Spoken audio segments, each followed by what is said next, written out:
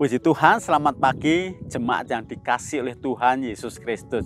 Pagi hari ini kita akan merenungkan kebenaran firman Tuhan.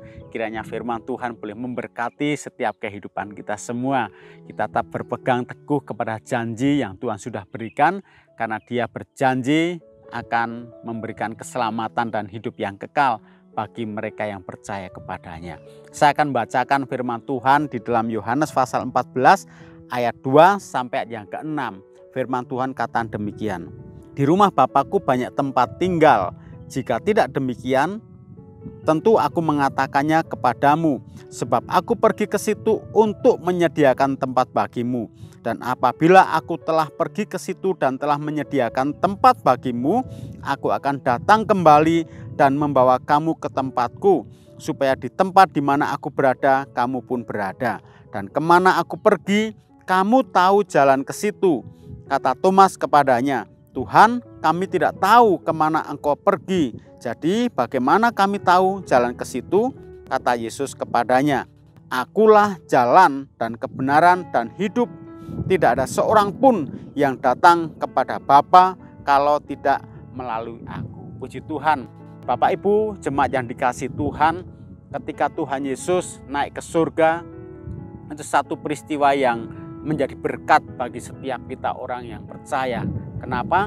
Karena ketika Yesus naik ke surga, ada satu tujuan, yaitu Dia sedang menyediakan tempat bagi setiap kita orang-orang yang percaya kepadanya. Firman Tuhan katakan, aku pergi ke situ untuk menyediakan tempat bagimu. Manusia yang berdosa ini mustahil untuk bisa sampai ke surga. Itu di luar batas kemampuan kita. Dengan sarana apapun tidak mungkin manusia bisa mencapai kerajaan surga. Tetapi Yesus sendiri yang berjanji, Dia mengatakan bahwa Dia akan datang kembali dan membawa kamu ke tempatku, supaya di mana aku berada, kamu pun berada. Dalam istilahnya, kata Dia kembali untuk membawa kita, artinya Dia akan menjemput orang-orang yang percaya kepadanya. Kalau Yesus sendiri yang menjemput, itu menjadi satu kepastian bahwa kita tidak akan pernah salah atau tidak mungkin tersesat. Karena apa? Karena Yesus sendiri, Dia yang akan menjemput, yang akan membawa ke tempat di mana Dia berada. Yesus, Dia pribadi yang datang dari surga.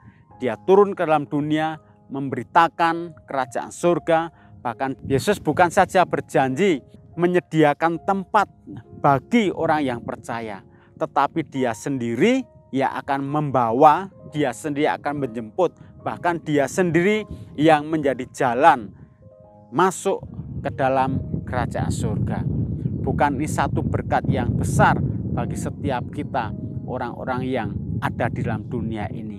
Kalau kita terima, sambut kasih-Nya, kita terima janjinya, kita imani janji-janjinya, itu akan menjadi kenyataan berkat bagi setiap kita, berkat keselamatan, berkat hidup kekal bagi setiap kita.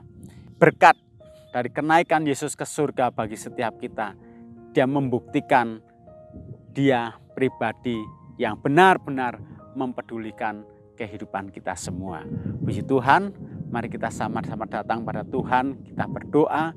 Bapa di surga, kami mengucap syukur kepadamu karena Engkau sudah melakukan banyak hal yang terbaik, bahkan memikirkan kehidupan setiap kami. Bukan saja Engkau memperhatikan selama kami masih menjalani kehidupan di dunia ini, tapi bahkan Engkau sudah menyediakan dan memperhatikan tentang keselamatan jiwa kami. Setelah kami menyelesaikan tugas panggilan kami dalam dunia ini, Engkau sudah menyediakan satu tempat yang terbaik bagi hidup kami semua. Terima kasih apa yang Tuhan kerjakan dalam hidup kami, biar kami syukuri, dan apa yang Tuhan akan kerjakan, biar kami jalani bersama-sama dengan Engkau.